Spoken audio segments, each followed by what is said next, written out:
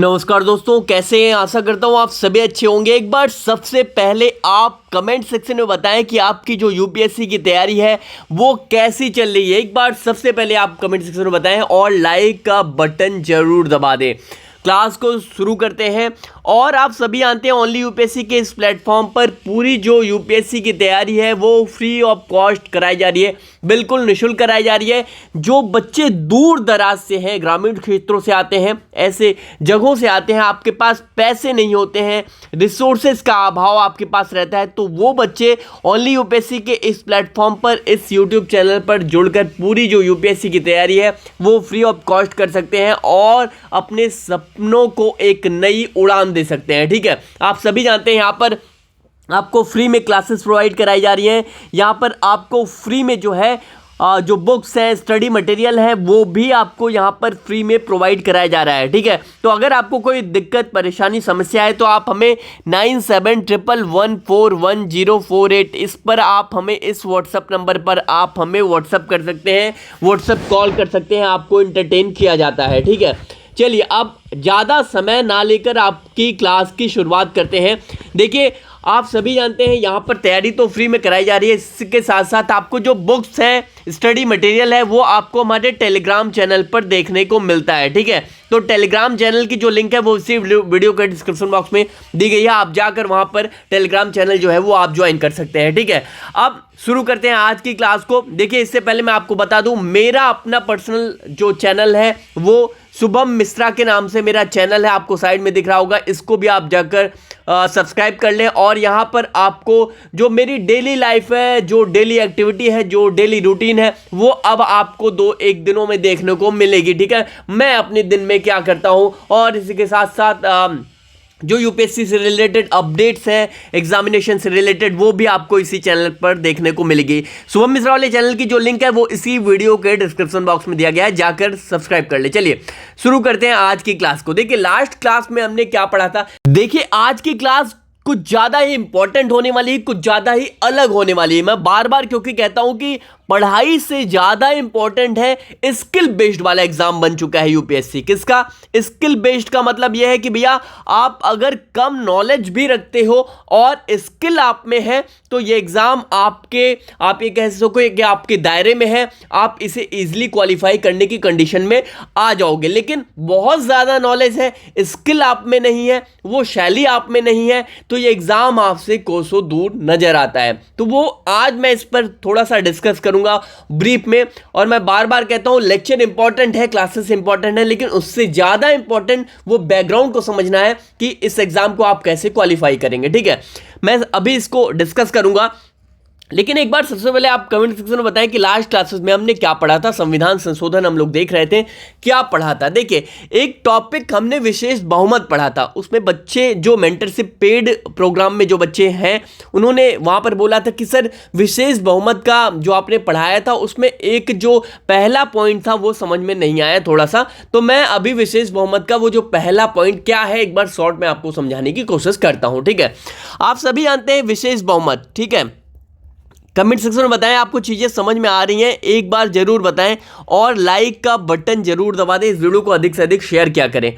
ठीक है, विशेष बहुमत आप सभी जानते हैं कि यहां पर मैंने बताया था कि 2 पॉइंट विशेष बहुमत, जब भी कोई विधेयक यहां पर पास कराना होता है, ठीक है, और अगर वो विशेष बहुमत से पास होना होगा तो विशेष बहुमत से वो कैसे पास होता है, वो वहां पर 2 कंडीशंस मैंने आपको बताई थी। ठीक है, पहला बताया था कि भैया सदन की, क्या बताया था, सदन की कुल संख्या के बहुमत का समर्थन हासिल होना चाहिए। क्या बताया था, इसका क्या मतलब है मैं बताता हूं। सदन की कुल संख्या का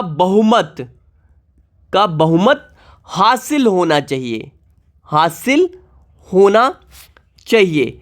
क्या मतलब है इसका, मैं अभी ब्रीफ करता हूं। ठीक है, यहां पर कुल संख्या का क्या मतलब है कि भैया यहां पर यह है कि तत्कालीन सदस्य वाली बहुमत का मतलब यहां से नहीं लिया जा रहा है। मतलब आप समझिएगा, इसका मतलब यह है कि यहां पर जो कुल सदस्य, मतलब कुल लोकसभा में कुल कितने सदस्य हैं, लोकसभा में अगर कुल 543 सदस्य हैं तो यहां पर कह रहा है कि कुल संख्या का बहुमत 543 जो सदस्य हैं लोकसभा में, इनका बहुमत चाहिए होगा।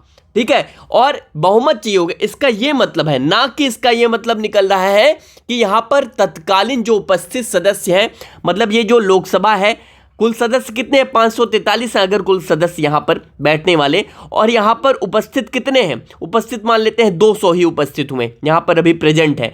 तो कह रहा है इस 200 नहीं यहां पर जो उपस्थित है वो सिर्फ उनका ही समर्थन नहीं चाहिए होगा, हासिल नहीं होने का होगा, बल्कि 543 कुल जितनी संख्या है उनका बहुमत चाहिए होगा। ठीक है, तो इसका क्या मतलब निकल रहा है, कुल का मतलब यहां पर क्या निकला है, यहां पर अगर 543 या 545 की हम बात कर ले, 545 जो सदस्य हैं इनका बहुमत कितना होगा, 273। बात समझिएगा, इनका बहुमत कितना होगा भैया, 273 होगा। ठीक है, 273 लोगों का यहां पर क्या चाहिए होगा, बहुमत चाहिए होगा, उनका समर्थन चाहिए होगा, उनकी सहमति चाहिए होगी। ठीक है, और दूसरा क्या है यहां पर कहा गया, इसका यह मतलब निकल रहा है। ठीक है, बहुमत का मतलब ये क्या है भैया, 545 का आधा कितना होगा भैया, आधा कितना होगा, यही 273 होगा ना, मतलब 272 से ऊपर होना चाहिए बहुमत। ठीक है, जैसे सरकार जब बननी होती है, जैसे बीजेपी की गवर्नमेंट अभी चल रही थी, है ना, इससे पहले 2014 में आई, फिर 2019 में आई, तो 2014 में बीजेपी खुद से 272 से ऊपर सीटें लेकर आई थी। तो ये इसका मतलब कहते हैं बीजेपी बहुमत में है खुद से, मतलब, और अपने जो अलायंस वाले जो साथी हैं, जो गठबंधन वाले साथी हैं, उनके बिना भी सरकार यहाँ पे बना सकती थी बीजेपी, है ना। और 2019 में भी यही हाल हुआ बीजेपी का कि 272 से ऊपर सीटें बीजेपी को मतलब खुद से मिल गई थी। यहाँ पर गठबंधन, मतलब यहाँ पर अगर गठबंधन के साथ नहीं भी जाती बीजेपी तो भी यहाँ पर क्या है 2019 में यहाँ पर सरकार बनाती। लेकिन अभी जो 2024 का चुनाव हुआ, बीजेपी खुद के दम पर, मतलब इस पार्टी बीजेपी ने खुद के दम पर 272 सीटें नहीं हासिल की, यानी कि बहुमत से खुद यहाँ पर बीजेपी दूर रह गए। तो यहाँ पर किसको, बैसाखी का जो सहारा लेना पड़ा बीजेपी को। कहने का मतलब यह है कि अगर बीजेपी को यहाँ पर सरकार यहाँ पर चलानी थी, बनानी थी, तो किसकी जरूरत पड़ती, यहाँ उनके जो गठबंधन दल थे, उनके जो साथी दल थे, उनकी जरूरत पड़ती, तभी जाकर सरकार बनती। ठीक है, तो यही कहने का मतलब है ये बहुमत। ठीक है, बहुमत की यहाँ पर कुल सदस्य संख्या जो है उनके बहुमत की जरूरत पड़ती है। ठीक है, यहाँ पर सहमति होगी तभी विशेष बहुमत से पास होगा। और दूसरा कह रहा है कि उपस्थित एवं मत देने वालों का 2/3 यहाँ पर समर्थन चाहिए। बात को समझिएगा, मतलब कुल जो सदस्य, पहला क्या है, पहला कुल 543 अगर 545 जो सदस्य संख्या है उनका यहाँ पर क्या है भैया, इनका बहुमत चाहिए। बहुमत का मतलब क्या होता है, बहुमत का मतलब 50% से ऊपर, या 50% लोग अगर सहमत हो गए कुल सदस्य जितने हैं, तो ये क्या है, पहला जो पॉइंट है वो अपना क्या हो जाएगा, पास हो जाएगा। हाँ, ये क्या हो गया, ये एग्री कर रहे हैं। ठीक है, दूसरा यहाँ पर पॉइंट क्या है, विशेष बहुमत से पास होने के लिए उपस्थित एवं मत देने वालों की, मतलब उस समय जब कोई विधेयक आएगा, बात समझिएगा, जब कोई विधेयक यहाँ पर सदन में आएगा तो यहाँ पर मान लेते हैं कि 545 जो सदस्य हैं उनमें से मान लेते हैं 200 ही यहाँ पर मौजूद हैं या 300 ही मौजूद हैं, तो इनका जो मान लेते हैं 300 मौजूद है, तो 300 जो सदस्य मौजूद हैं इनका क्या है, इन 300 का 2/3, मतलब इन 300 सदस्यों में 2/3 सदस्य क्या है, यहां पर सहमत होने चाहिए इस विधेयक पर, तब जाके पास होगा। तो समझ गए, पहला क्या था, पहला कुल संख्या का बहुमत का मतलब यही है कि कुल जितने सदस्य हैं लोकसभा में, ठीक है, कुल जितने सदस्य हैं लोकसभा में वो यहां पर क्या होना चाहिए भैया, उनकी सहमति होनी चाहिए, इनका बहुमत होना चाहिए। ठीक है, बहुमत मतलब 50% पहला कह रहा है। और दूसरा भैया जो उपस्थित हैं सदन में उनका क्या होना चाहिए, उनका भैया 2/3 होना चाहिए उनकी सहमति। ठीक है, तो ये विशेष बहुमत से ऐसे पास होता है। समझ में आ गया पहले पॉइंट का क्या मतलब था और दूसरे पॉइंट का क्या मतलब था? अगर समझ में आ गया तो प्लीज एक बार कमेंट सेक्शन में आप बताएं कि आपको चीजें समझ में आ गई। ठीक है, चलिए अब देखिए ये चीजें तो चल रही है, अब संविधान संशोधन का जो पार्ट है वो आगे हम अभी देखेंगे, थोड़ा सा बड़ा पार्ट है, लेकिन इससे ज्यादा इंपॉर्टेंट ये हो जाता है भैया कि आप जो यूपीएससी की तैयारी कर रहे हो, ठीक है, यूपीएससी एग्जामिनेशन की आप प्रिपरेशन कर रहे हो, आप घर से तैयारी कर रहे हो, ठीक है, तो यहां पर देखिए मैं बार बार कहता हूं ये एग्जाम आपका है। किसका भैया? ये एग्जाम आपका है, ये प्रोजेक्ट आपका है। एक बात बताओ आप, अगर कोई एग्ज़ाम आप जिसकी तैयारी कर रहे हो, क्या कोई इंस्टीट्यूशन या कोई संस्था या कोई कोचिंग इंस्टीट्यूट आपको इस एग्ज़ाम को, ये इंस्टीट्यूट जो है, क्या आपको इस एग्ज़ाम को पास करा सकता है, या फिर कोई एक टीचर आपको करा सकता है, या फिर एक इंस्टीट्यूशन कोई आपको करा सकती है इस एग्ज़ाम को पास? या आप देखिए, मैं बार बार कहता हूं, ये जो एग्जाम है वो एक प्रोजेक्ट की तरह आपको लेना चाहिए, ठीक है, एक असाइनमेंट की तरह आपको लेना चाहिए कि इस प्रोजेक्ट पे आपको काम करना है। कोई भी संस्था आपको आप ये कहें कि यूपीएससी का एग्जाम पास करा देगी तो नहीं। एक बार बताएं आप, मैं जो प्रश्न आपसे पूछ रहा हूं कमेंट सेक्शन में बताएं कि आप कितने घंटे पढ़ रहे हो। अभी आप कितने घंटे पढ़ रहे हो, कि जो आर वाला मामला है, आर्ट्स वाला जो मामला है, वो कितने घंटे आप अभी पढ़ाई कर रहे हो और कितने घंटे पढ़ रहे हो। और इसके साथ साथ आप एक बार कमेंट में बताओ कि कौन कौन से सब्जेक्ट आप पढ़ रहे हो, सब्जेक्ट्स कौन कौन से आप अभी पढ़ रहे हो, एक बार बताओ कौन कौन से सब्जेक्ट्स पढ़ रहे हो। और ये एक बात बताओ कि जो ऑप्शनल सब्जेक्ट है, ये ऑप्शनल सब्जेक्ट आपने यहाँ पर डिसाइड कर लिया कि कौन सा लेना है, एक बार कमेंट में बताओ। ये सारी चीज़ें एक बार आप मुझे कमेंट सेक्शन में बताओ।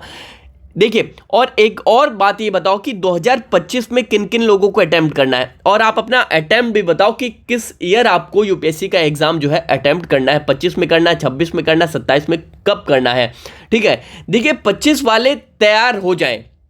मैं बार बार कहता हूं, जो 25 में जिन बच्चों को एग्जाम देना है वो तैयार हो जाए। तैयार इस बिहाफ पे मैं कह रहा हूं कि देखिए, 25 में अगर आपको एग्जाम देना है तो आपको जो घंटे हैं, पढ़ाई के जो घंटे हैं, उसको एकदम टाइट कर लेना चाहिए। शेड्यूल एकदम आपका टाइट होना चाहिए।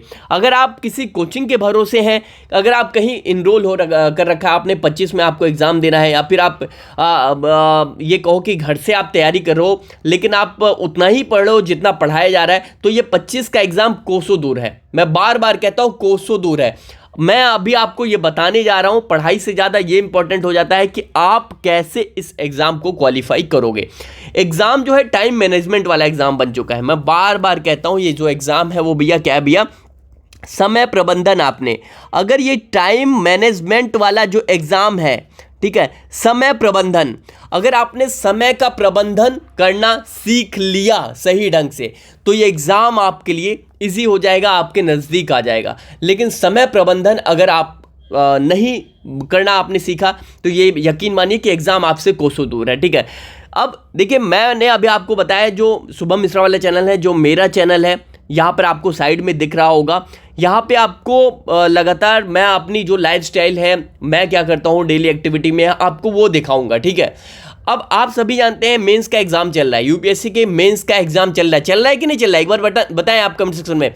देखिए, मेंस का एग्जाम चल रहा है, जीएस के चारों पेपर हो चुके हैं, जीएस 1 से लेकर जीएस 4 तक के जो भी चारों पेपर हैं, वो चारों पेपर हो चुके हैं। एथिक्स वाला मामला जो है वो ख़त्म हो गया, और आप हमारा जो एसए वाला पेपर है वो भी होकर ख़त्म हो गया। अब सिर्फ और सिर्फ 2 दिन और एग्जाम है, ये गैप बीच में मिला हुआ है। अब सैटरडे और संडे, आने वाला जो सैटरडे है उसको आपका 28 तारीख को यहाँ पर कंपलसरी पेपर का एग्जाम हो जाएगा, और 29 तारीख को आपका संडे को किस का पेपर हो जाएगा भैया, ऑप्शनल सब्जेक्ट है, इसका पेपर होकर खत्म हो जाएगा। जो सफर मेंस वाला है, मेंस देखिए ये आता है एक आंधी की तरह, मेंस आता है और होकर खत्म हो जाता है, पता भी नहीं चलता, ठीक है। तो बहुत कम, एक दिन में 2-2 पेपर वो कराते हैं, ठीक है। तो ये जो प्रेशर वाला एग्जाम है, टाइम मैनेजमेंट वाला एग्जाम है, अब ये जो क्लासेस आपकी चल रही हैं वो रेगुलर बेसिस पे आपको देखने को अब मिलेंगी, ठीक है।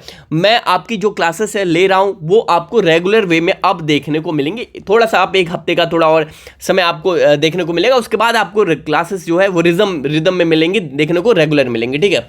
टाइम मैनेजमेंट वाला जो मामला है, ये एग्जाम मैं बार बार कह रहा हूँ टाइम मैनेजमेंट का है। देखिए, पॉजिटिव अप्रोच अगर आपका रहेगा, क्या भैया, पॉजिटिव अगर आपका अप्रोच रहेगा, तो अगर आप पॉजिटिव वे में तैयारी करते हैं, अब कई लोगों को लग रहा होगा यार ये तो क्या बेवजह की बातें बता रहा है और पढ़ाई वाली बातें तो कर ही नहीं रहा। मैं बार बार कहता हूँ, ये एग्ज़ाम स्किल बेस्ड एग्ज़ाम है। आप कम नॉलेज में भी इस एग्जाम को पास कर पाएंगे। अब आप लेक्चर के पीछे भाग रहे हैं, आप पढ़ाई नहीं कर रहे हो, आप सेल्फ स्टडी पर फोकस नहीं कर रहे हो, आप असेसमेंट पर फोकस नहीं कर रहे हो, और आप क्या कर रहे हो, सिर्फ लगे हुए हो कि कहीं से मुझे कोई आईएएस बना देगा। भैया मैं बार बार कहता हूँ, ये एग्जाम आईएएस जो यूपीएससी वाला एग्जाम है, वो एग्जाम हार्डवर्क वाला तो है ही, इसके साथ साथ स्किल बेस्ड वाला एग्जाम है। देखिए पहला जो है भैया पॉजिटिव अप्रोच, अगर आपका जो सकारात्मक आपका दृष्टिकोण होगा इस एग्जामिनेशन को लेकर, तो आप इजीली इसे क्वालिफाई करने की कंडीशन में रहोगे। दूसरा भैया ये एग्जाम हार्ड वर्क वाला है, ठीक है। अब हार्ड वर्क का क्या मतलब है कि भैया मजदूरों की तरह आपको मेहनत नहीं करनी है, आपको भैया एक प्रशासक बनना है ना।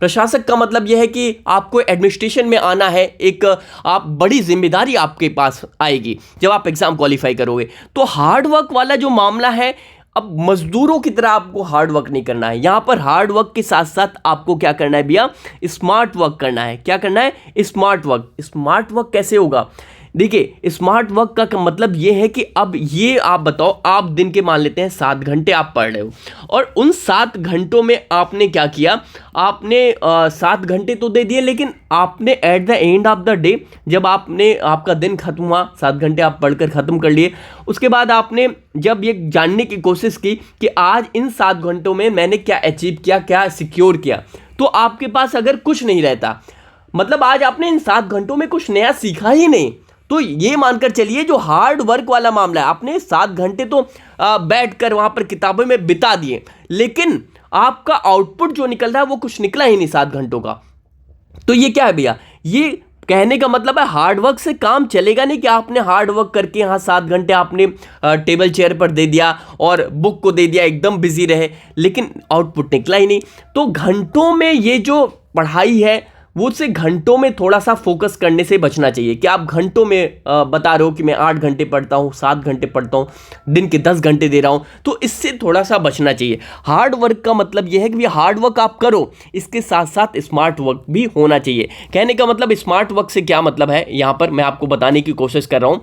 स्मार्ट वर्क का मतलब ये है कि मान लेते हैं आपने 7 घंटे यहाँ पर दिए आज के, तो 7 घंटे अगर आपने दिए तो इसके साथ साथ आपने क्या सिक्योर किया इन 7 घंटों में, ठीक है। 7 घंटे यहाँ मैटर नहीं कर रहे हैं, मैटर ये कर रहे हैं कि क्वालिटी। देखिए मैं बार बार कहता हूँ क्वांटिटी और क्वालिटी वाला जो मामला है, ठीक है, क्वांटिटी और क्वालिटी वाला जो मामला है, ये जो मामला है उस पर थोड़ा सा फोकस करना चाहिए, ठीक है। अगर आपने क्वांटिटी यानी 10 घंटे, आप मतलब क्वांटिटी का मतलब ये है मात्रा, अगर आपने 10 घंटे दे रहे हो एक दिन के, और आप इन 10 घंटों में वो क्वालिटी ही नहीं मिल पा रही है, आपने उन 10 घंटों में कुछ अचीव ही नहीं किया, कुछ नया सीखा ही नहीं, या फिर उन 10 घंटों में कुछ आउटपुट ही नहीं मिला आपको, at the end of the day आपको मिल रहा है कि यार मुझे 10 घंटे तो दे दिया और मुझे चीज़ें समझ में ही नहीं आई, तो ये 10 घंटों का मतलब क्या है, क्वालिटी वाला मामला आया ही नहीं। और वहीं मतलब आपने ए स्टूडेंट है, अगर कोई ये जेठालाल मान लेते हैं, एक जेठालाल है और जेठालाल ऐसा कर रहा है, और वहीं ये भिड़े है, ठीक है, भिड़े क्या कर रहा है, भिड़े मात्र 5 घंटे पढ़ रहा है या मात्र 6 घंटे ही पढ़ रहा है, और उन 6 घंटों में मतलब समय भी भिड़े कम दे रहा है, ठीक है, और क्वालिटी जो है उन 6 घंटों में जो भिड़े है वो ज़्यादा आउटपुट निकाल पा रहा है। तो एक बात बताइए, आप 10 घंटे पढ़कर आप जो क्वालिटी वाला मामला आप में नहीं आ रहा, और भिड़े क्या कर रहा है भैया 6 ही घंटे पढ़ रहा, और यहाँ पर क्वालिटी वाला मामला उसके साथ ज़्यादा बेटर है। तो ये मैं वही कह रहा हूँ, ये जो क्वालिटी वाला मामला है वो स्मार्ट वर्क पे डिपेंड करता है, कितना ज़्यादा स्मार्ट वर्क आप करते हो, स्किल बेस्ड वाला। कहने का मतलब ये है कि आप लगे हुए हो अब हार्ड वर्क और स्मार्ट वर्क कैसे, मैं बताता हूँ स्मार्ट वर्क क्या है। देखिए आप लगे हुए हो, लगातार पढ़ाई कर रहे हो, लगे हुए हो, आप एनसीईआरटी आपने उठाया कि हाँ किसी ने बोल दिया है कि एनसीईआरटी यूपीएससी के एग्जाम में पढ़ना चाहिए, एनसीईआरटी की बुक्स पढ़नी चाहिए, आप उठाकर लगे हो एकदम से कि हाँ भैया सारी किताबें मैंने एनसीईआरटी ख़त्म कर ली, ये बुक्स ख़त्म कर लिया। वो आप देख ही नहीं रहे हो कि यूपीएससी का जो नेचर है एग्ज़ाम का, आपको सबसे पहले ये असेसमेंट करना चाहिए, एक बार ये आपको इवैल्यूएशन करना चाहिए कि यूपीएससी का जो क्वेश्चन पेपर है वो कहाँ से, अगर आप एनसीईआरटी अगर पढ़ रहे हो, मान लेते हैं आप पढ़ रहे हो इकोनॉमिक की एनसीईआरटी पढ़ रहे हो, तो ये जानना ज़रूरी है कि कौन सी एनसीईआरटी कितनी ज़रूरी है या कौन सा टॉपिक कितना ज़रूरी है। अगर आप एनसीईआरटी पढ़ रहे हो, पूरी एनसीईआरटी पढ़ लिए, और आपने यहाँ पर देखा ही नहीं कि एनसीईआरटी के कौन से ऐसे टॉपिक्स हैं जो इंपॉर्टेंट हैं, या फिर यूपीएससी यूपीएससी का जो आपने सिलेबस देखा या यूपीएससी का पीवाईक्यूज देखा, वो आपने देखा ही नहीं कि यूपीएससी का फेवरेट टॉपिक्स कौन सा है, या फिर आप ये देखा ही नहीं कि भैया मतलब आप एक चले जा रहे हो, किसी ने बोल दिया एनसीईआरटी पढ़ना है तो लगातार आप पढ़ते चले गए, किसी ने बोल दिया कि रेफरेंस बुक पढ़ना है, एम लक्ष्मीकांत पढ़ना है या डीडी बसु पढ़ना है या फिर जीसी लियोंग पढ़ना है, मतलब कोई भी रेफरेंस बुक आप पढ़े जा रहे हो, लगातार पढ़े जा रहे हो। कहने का मतलब है कि अगर ये स्मार्ट वर्क आपने यहाँ पर अपनी स्टडी में आप नहीं लेकर आए तो ये यकीन मानिए कि ये जो मामला है वो सिर्फ और सिर्फ आप हार्ड वर्क तक ही सीमित रह पाएगा और आप घंटे दोगे और रिस्पॉन्स जो है नहीं मिलेगा।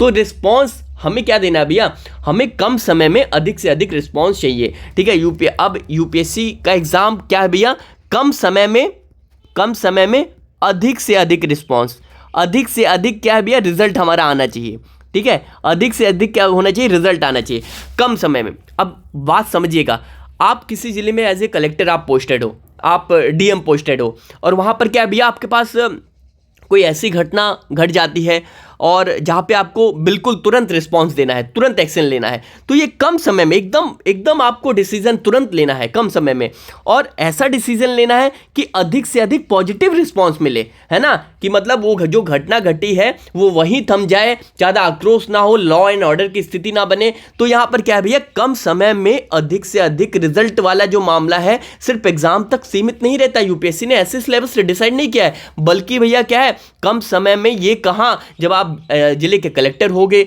जिला प्रशासक होगे, तो वहाँ जब आप पोस्टेड होगे तो वहाँ पर भी ये काम आता है। और ये तो भैया ट्रेलर होता है कि सिलेबस में तो बस आपको ट्रेलर ही समझाना होता है कि कम समय में अधिक रिजल्ट आपको मिले। असली जो मकसद होता है वो तो ग्राउंड पर जब आप कलेक्टर एज ए पोस्टेड होगे, आप एक अधिकारी के तौर पर पोस्टेड होगे, तो आपको कम समय में, यहाँ पर सबसे ज़्यादा उद्देश्य तो यही है ना कि यहीं पर ये लागू होगा कि कम समय में अधिक से अधिक रिजल्ट आपको देना, ठीक है। कहने का मतलब यह है कि मैंने वही बताया ना कि कोई घटना अगर घटे तो कम समय में वो अधिक आपको डिसीजन लेके और बेटर रिजल्ट देना है, ठीक है। क्या देना भैया, बेटर रिजल्ट का मतलब यह है कि ऐसा ना हो कि लॉ एंड ऑर्डर की स्थिति बनी रहे और वो जो घटना घटी उससे और भी बैकग्राउंड में चीजें घटने लगे और आक्रोश की स्थिति। एक एग्जाम्पल के तौर पर मैं आपको बता रहा हूं। तो भैया कम समय में अधिक रिजल्ट सिर्फ एग्जामिनेशन के पॉइंट ऑफ व्यू से इंपॉर्टेंट नहीं है, बल्कि ये आगे चलकर आपके, आप जब सिविल सर्वेंट होगे तो यहाँ आपकी पूरी सर्विस में भी ये इंप्लीमेंट होता है, ठीक है। तो कहने का मतलब है भैया, यूपीएससी ने ऐसे ही सिलेबस डिसाइड नहीं कर रखा है, फ्रेम नहीं कर रखा है, ठीक है। वो इसीलिए किया है भैया कि कम समय में अधिक से अधिक अगर आपकी सोचने और समझने की शक्ति होगी, है ना। अब ये कम समय में अधिक से अधिक रिजल्ट का क्या मामला है, ये यूपीएससी का जब आप एग्जाम देते हो मेंस का या प्रीलिम्स का, तो वहां भी ये यही लागू होता, कम समय में अधिक रिजल्ट। कहने का मतलब ये है कि आपको कम समय मतलब 3 घंटे दिए जाते हैं, और उन 3 घंटों में भैया आपको 20 क्वेश्चन के जवाब देने होते हैं। आप पेपर देखा होगा आपने जो अभी मेंस का चल रहा है, अब ये 20 क्वेश्चन के जवाब देने होते हैं 3 घंटों में। और ये जो 20 क्वेश्चन है वो सिर्फ एक सब्जेक्ट के नहीं होते हैं, मल्टीपल सब्जेक्ट के होते हैं। अभी सामने हिस्ट्री का पहला क्वेश्चन आ गया, अगला ज्योग्राफी का आ गया, अगला सोसाइटी का आ गया। तो भैया कहने का मतलब ये है कि ये जो ये आपका कम समय में 20 क्वेश्चन, और वो भी क्या है, टू द पॉइंट, 150 शब्दों में, 200 शब्दों में। ये क्या है भैया, ये कम समय में यहां पर आपको क्यों ऐसा एग्जाम फ्रेम किया गया है, यूपीएससी ने ऐसा एग्जामिनेशन का जो पैटर्न है वो फ्रेम ऐसा क्यों किया है।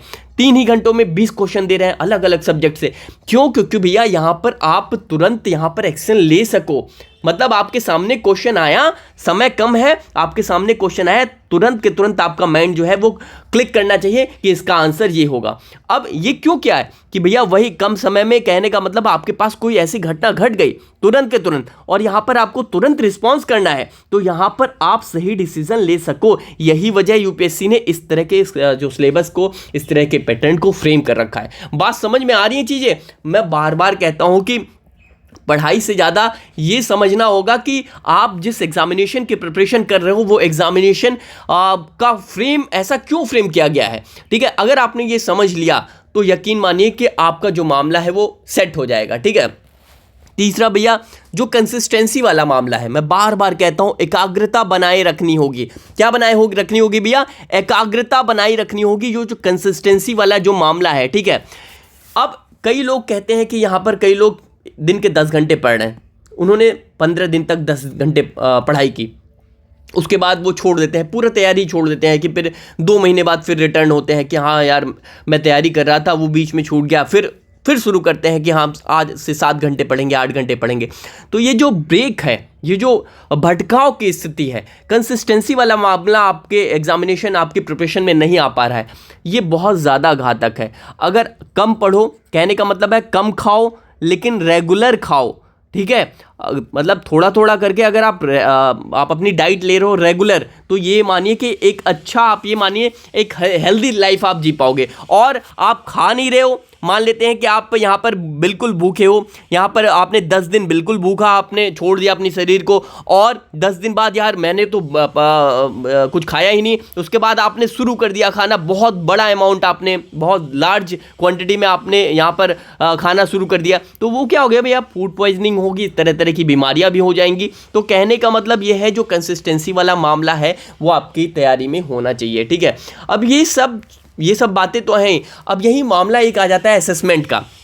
आपको तैयारी के दौरान सेल्फ असेसमेंट करना चाहिए कि आप कहाँ पर हो, किस पानी में हो। कहने का मतलब ये जो सेल्फ असेसमेंट वाला जो मामला है, वो ये मैं कह रहा हूँ कि भैया ये जो सेल्फ असेसमेंट वाला है कि भैया आप ये मूल्यांकन करो कि आपने जो पढ़ाई की है, आप जो डेली पढ़ रहे हो, उससे आपने कितना सीखा। ऐसा ना हो कि आप 8-8 10-10 घंटे दिए जा रहे हो और आपको कुछ आउटपुट नहीं मिल रहा है। तो वो असेसमेंट बहुत ज़रूरी है, कहने का मतलब टेस्ट बहुत ज़रूरी है। आप जो पढ़ रहे हो उसका टेस्ट लो, खुद से आप उसके क्वेश्चन पेपर को सॉल्व करना शुरू करो। कहने का मतलब आपने कोई टॉपिक, मान लेते हैं डीपीएसपी आपने पढ़ लिया, टोटल खत्म हो गया आपका डीपीएसपी, और आप कहीं डिपेंडेंट हो कि कहीं कोचिंग इंस्टीट्यूट कोई प्रोवाइड करेगा, यहाँ पर टेस्ट लेगा, नहीं। अब आज तो गूगल का ज़माना, इंटरनेट का ज़माना, आपने डीपीएसपी पढ़ लिया, फंडामेंटल राइट पढ़ लिया, आपने संघवाद पढ़ लिया, आप मतलब आपने कोई भी टॉपिक पढ़ लिया, ठीक है। तो वो जो टॉपिक आपने पढ़ लिया, उसके बाद आपका क्या है, नेट निकालो कि यूपीएससी के पीवाईक्यू, उसको निकालकर डीपीएससी से जितने क्वेश्चन पूछे गए वो आप सॉल्व करने की कोशिश करो। अगर आप सही कंडीशन में होगे तो ये क्वेश्चन सॉल्व हो रहे होंगे, मतलब आपने सही से अगर ये डीपीएससी पढ़ लिया होगा तो अधिक से अधिक क्वेश्चन सॉल्व हो। अगर आपने यहाँ पर असेसमेंट वाला जो मामला है, मूल्यांकन वाला, खुद से चेक करना, अगर आपने यही नहीं चेक किया तो यकीन मानिए वो 10 घंटे 20 घंटे 24 घंटे दिन के हैं आप, और 24 घंटे में से कई लोग सोच रहे हैं मैं 30 घंटे पढ़ रहा हूँ, 24 घंटे और 30 घंटे पढ़ रहा हूँ, मतलब ये माइंड में कर रहे हैं कि मैं तो घंटों को भी मात दे दे रहा हूँ, जो जोग्राफिकल कंडीशन है उसको भी मात दे दे रहा हूँ कि भैया 24 घंटे दिन में होते हैं, मैं तो 30 घंटे पढ़ रहा हूँ, मतलब अपने माइंड में ये ओवर कॉन्फिडेंस लेकर आ रहे हैं। तो यकीन मानिए ये जो मामला है वो सेट नहीं होगा। तो सेल्फ असेसमेंट बहुत ज़्यादा ज़रूरी है, ठीक है। अब ये सारी चीज़ें तो आपकी चल रही होंगी, मैं बार बार कहता हूँ आप डेली टारगेट बनाओ, ठीक है। आप डेली टारगेट बनाओ। डेली का मतलब यह है कि आप ये सेट करो कि आज मुझे ये दिन में आज क्या क्या पढ़ना है, वो सबसे पहले आप डिसाइड कर लो।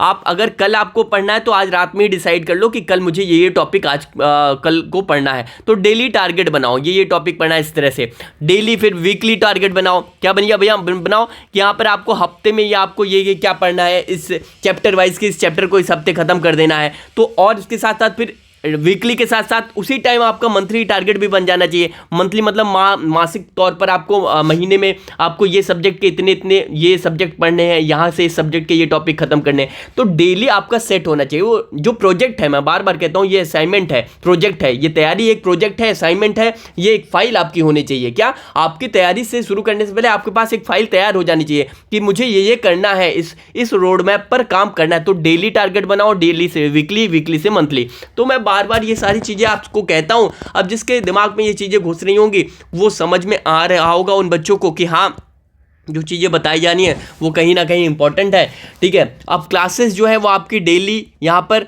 होंगी। थोड़ा सा आपको यहाँ पर ब्रेक देखने को मिला होगा बीच में, उसके लिए मैं आप सभी से ये आपको ये कहता हूँ कि आपको आने वाले 4-5 दिनों में लगातार, मतलब इस मंथ के एंड में आपकी क्लासेस रेगुलर शुरू हो जाएंगी, ठीक है। जैसे और यहाँ पर जो क्लासेस हैं वो बिल्कुल निःशुल्क कराई जा रही हैं। एक बार कमेंट सेक्शन में बताएं कि आपकी जो तैयारी है वो कैसी चल रही है। आज के लिए मैं ये यहीं पर एंड करता हूँ। यहाँ पर इसको ये बताने के पीछे ये मकसद था, कई लोग यहाँ पर स्किप कर चुके होंगे, अभी तक जो लोग सुन रहे हैं वो बताएं एक बार कि आप अभी तक सुन रहे हो क्या मेरी बातों को। अगर आप सुन रहे होगे तो यकीन मानिए कि और जो मैंने बताया अगर आप इंप्लीमेंट करोगे अपनी प्रिपरेशन में तो यकीन मानिए कि आपकी तैयारी में एक रेडिकल चेंजेस आने तय हैं, आमूल चूल परिवर्तन आना तय है, ठीक है। चलिए आज के लिए बस इतना ही, बहुत बहुत धन्यवाद।